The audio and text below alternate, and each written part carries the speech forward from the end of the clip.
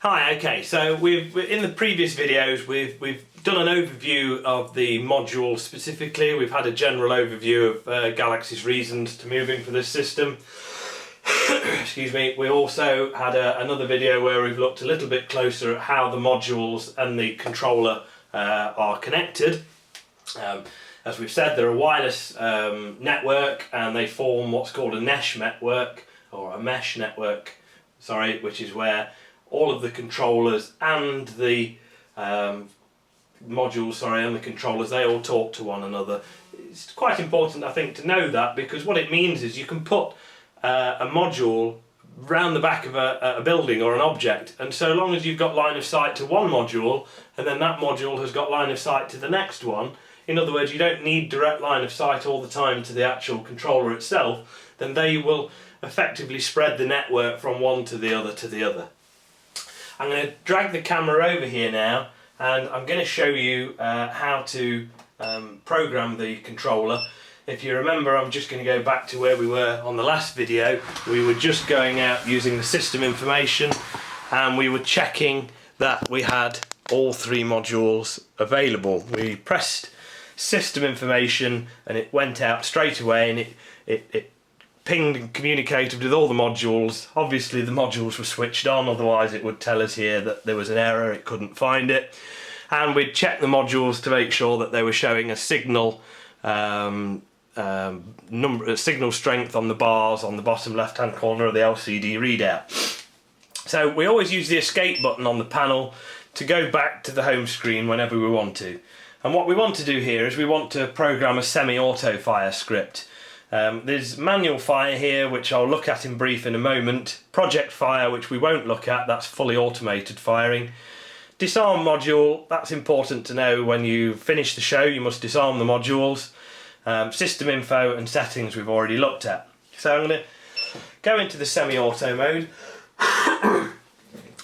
You'll see in here there's already a script, or I'll point out there is already a script loaded in here. When you go into semi-auto mode, the first screen that you see is a selection of scripts that your colleagues may have pre-programmed some, and they'll get left in there. If you ever want to delete any, you simply push on the one that you want to highlight on the touch screen and press delete, and that will delete that script. If you want to open a script, highlight it in the same way, press open. If we do that here, we can open a previous script. There it is. I'm going to press escape, go back to the home screen, go back into the semi-auto fire. We're going to create a new one. Now in this show we've got three modules over here. Now one of them isn't connected to anything because I've only got two lighting boards. Module 2 is connected to nothing. So you'll notice when I program this in, I'm not going to assign anything to module 2, simply because it's not going to test continuity on it because there's nothing attached. So if we come back around here, so the really important thing to remember when you're programming your individual cues, just going back to our ShowSim style script here. ShowSim's brilliant. It highlights grey alternating white grey white grey. These basically mean each one is a button press, and you can fire, as we've got on the first one here, just one module. On the second one we're firing three modules simultaneously, three different positions. We're having strobes at the front of the show. The third button press is two modules, the left and the right. We're having fans of candles, gerbs left and right. And then the next cue is the two cakes left and right. And with a simple button press on ShowSim, we can launch those pairs and threes of fireworks with just one button press.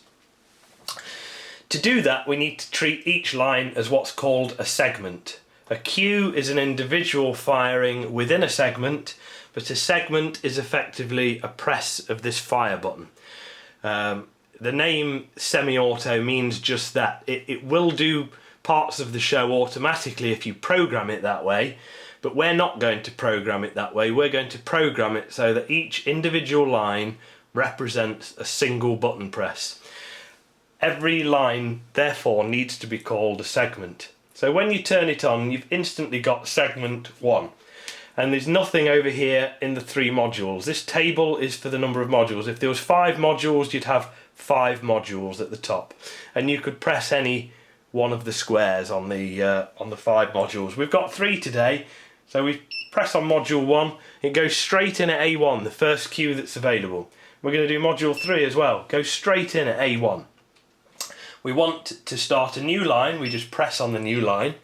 Now it gives a cue reference. A cue reference is different to a segment reference. This cue reference would fire automatically because the segment is the button press, the cue is the automated firing. That's the semi-auto part of this. We don't want to use that, we want to make this segment 2. To do that we press edit and we press stop. What that does is it makes that time reference a set of six zeros. And then because that's 6 zeros, when we press on the module over here, sorry, oh, I've gone off it. That's one thing I'll just say now. In fact, I'll get my pen. The touchscreen prefers a pen really, especially if you've got sort of middle to fat fingers like I probably have for this. So I've highlighted the second line again. We're going to press edit and stop. And that's made it all zeros. I can then press on this next square along. In doing so, it's made this second line segment 2, and it's allocated the next available cue, in this case A2. And we can press it over here as well. When you get used to this, you can move through quite fast. So the next one I'm going to do, segment 3, edit, stop. Made it all 0, press that, A3, segment 3, very important, segment 3, A3 on that one. The next line, we're going to edit, stop. Another little feature here, if we press play now, automatically fills in the boxes. Play, boom. See that? It's automatically allocated the next available cues to all modules.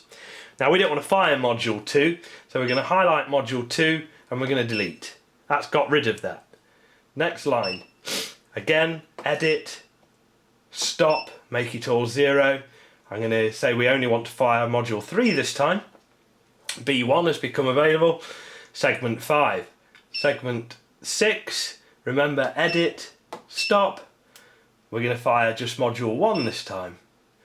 And then we're going to go to the next line, edit, stop, all zeros, look. Let's use the play function. Pressing play auto-populates all 3 modules. We don't want the middle one, so let's hit delete. Now we can't get to another line. What do we do now? We use the down arrow so that we've moved the script up and we've got lots of empty space again to keep programming our next segments. Press the next one, edit, stop, they're all 0. Let's do the auto-play one again. Auto-populated, look, but again we don't want module 2, let's delete that. Segment 9, this is autofill again. Great fun, so easy to do, look. And then we're going to finish on segment 10. We're going to do that. Edit, stop. Let's just be different this time. Let's push that one because we want to fire it and put that one. Now then, we've loaded in there 10 segments, firing the modules simultaneously most of the time. We've finished. What do we do now? We want to save this script. We hit escape. Comes up with this, save script. Yes, I want to save the script. Where do you want to save it to? It's now asking us. We know slot 1 from before has already got a script in. Slot 2 is automatically selected, so let's just press OK. It's saved the script now. So I'm going to move this camera back out again a little bit, just so that you get to see the lighting panels, because we're going to fire the show now. So remember, the modules are switched on, we've programmed the show, we've got the ARM key here, pretty important to have the ARM key. What we're going to do, we're going to go into semi-auto mode again, we're going to select script 2. If there's one thing you do after programming, you must remember the script that you chose. If you need to go and look at the script to remind yourself, you can highlight that script, remember, and press edit. Or it's got a very quick overview here in this readout. It tells you how many segments you're firing, how many cues are in those segments. So what we want to do is open that script. That's the one, script 2.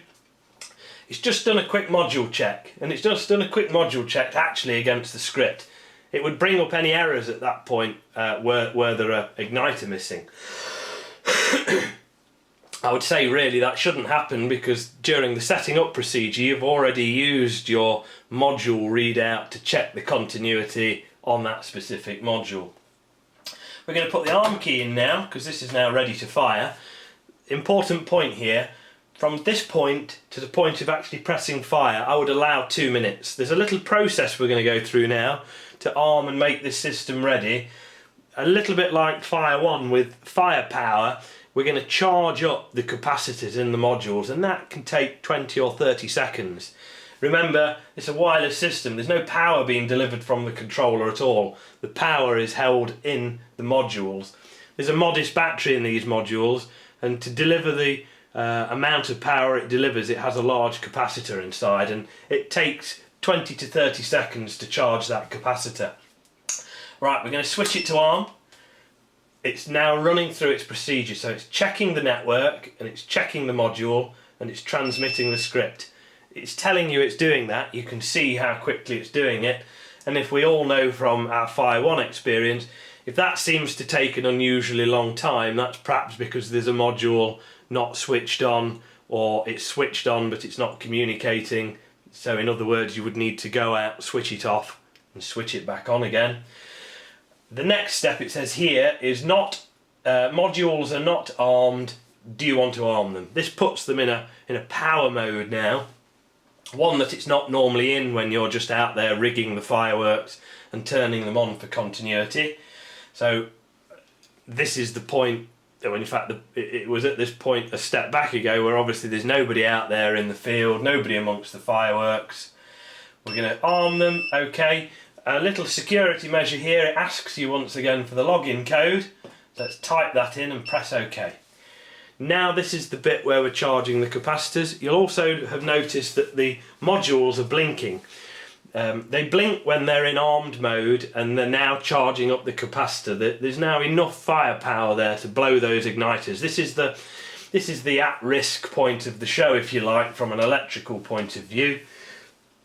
So it takes a little while. There we go. Bump, that's now told us it's ready. Note these are flashing. When you see these flashing, that means that these are armed. Stay out of the sight. All we need to do now is, it's telling us on the screen, it's flashing away here saying press the fire button. The fire button is illuminated now in red, and it's also got, in a very basic form, a list of the script, segments 1, 2, 3, 4 and so on. And we'll press these now and you'll see the lights lighting up on the lighting panels over here, just to prove that firepower has been sent out and your igniters will go. And as we press the fire button, it puts a line through the item that you've just fired, and it moves on to the next one. So we don't need to worry about what's attached to the rails at the end of these modules. We've done the hard work, we've set them up, we've wired them into the correct location, and we've checked our continuity. We've used our script here to program the Pyrosure. Really all we need to do is use our skills as a manual fire, sort of port fire show, and press fire button, which I'll do in a second. Press fire button and then you make the judgment call as to when you proceed to press fire button again and initiate the next firework or sets of fireworks. So we're ready to fire, ladies and gentlemen, and we're going to fire. And there you go, we got a flash. First one gone.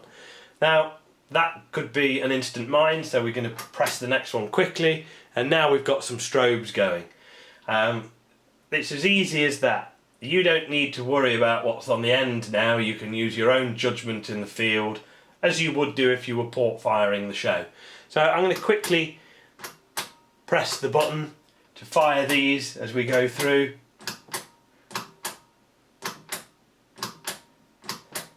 And you'll know when we get to the end.